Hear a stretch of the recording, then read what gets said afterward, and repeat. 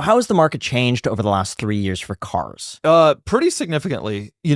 3 years ago, which I guess would have been end of 21. I mean, that was the peak. End of 21 was the absolute peak of the craziness, which is when all those COVID shutdowns had really stopped production of new cars or heavily diminished production of new cars.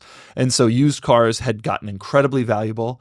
And at the same time, money was cheap. And so used cars were becoming more valuable. New cars were not available. People were getting incredibly low interest loans. It was it was Thunderdome. Like we couldn't put reserves on cars high enough to sell. Really? Like people come in, ask for crazy reserves. We'd give it a shot. It would sell every single time. It was just crazy.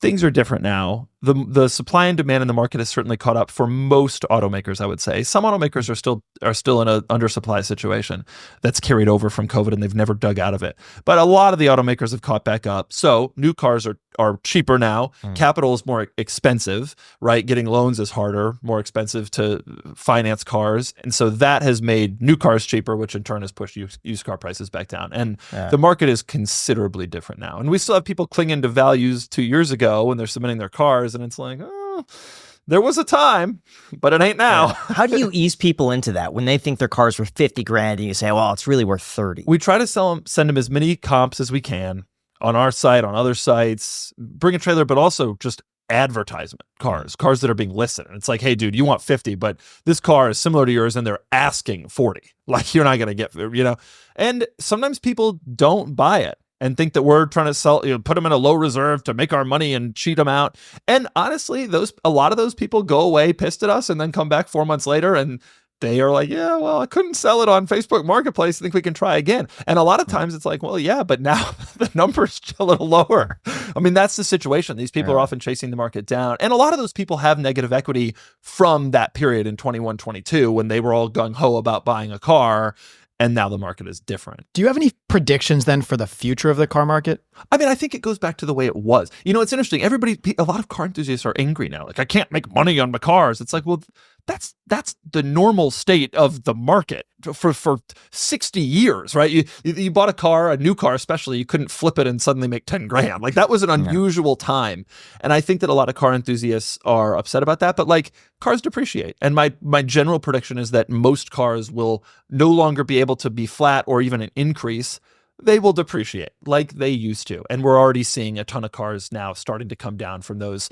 Some cars were high, COVID happened, they were flat for 2-3 years, and now they're starting to drop again. And it's like, this is normal. This is how a market works with goods that are newer versions of those goods are produced. That's just how it should be. So what do people do if they have negative equity? Because the issue that I see is that values were so inflated that this isn't just normal negative equity. This is, I got a loan at $100,000 for a car that was worth 70, right, and now it's worth 35. Yeah, and especially this is true on electric cars, right? Those cars have depreciated so quickly. And they were some of the cars that were the hottest during that period. When you think back, the Rivians, I mean, we were selling, when Rivians first showed up, we were selling Rivians for $135,000. You can now get a pickup Rivian for under 50, in the 40s. And that's a pretty substantial decline in what ultimately amounted to be 3 years, right?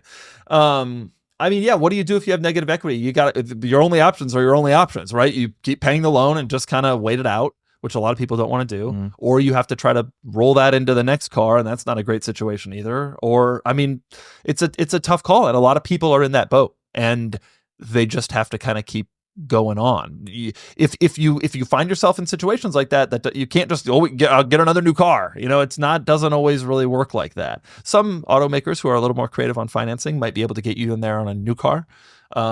But it's generally not a good idea to follow up on those things. Yeah. If you already have negative equity and trying to, I mean, because you're going to end up with negative equity on the new car too.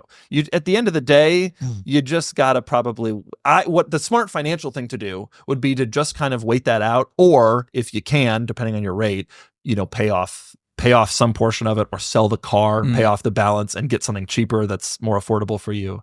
Those are probably the smart things to do. We were hearing a lot about a repo crisis of people just walking away from the car loans. Has that happened? I feel like it hasn't. People were talking about that as being a thing, and I've heard that car loan delinquencies are on the rise, but I don't know. It's certainly in our corner of the market where we're dealing mostly in enthusiast cars, a lot of cash buyers, the enthusiasts a lot of times stretch like crazy, but not like the kind of people who are buying Bentleys or Maseratis, right? Like those people are really, they want the flashy show off car. That's not like the 911 buyer, the BMW M3 buyer usually. And so we haven't seen like that level of just like, I can't afford it, I'm gonna get out of it, I'm gonna walk away. I don't hear a lot of those stories in our corner of the world. Maybe it's happening in like the big truck segment where people get into $1,800 payments and they're like, damn. But usually with the truck, they use it for work. Yeah. So it's one of those things where it's actually making them money, even if it's costing. Hopefully. A lot of those people just want a cool truck, That's true.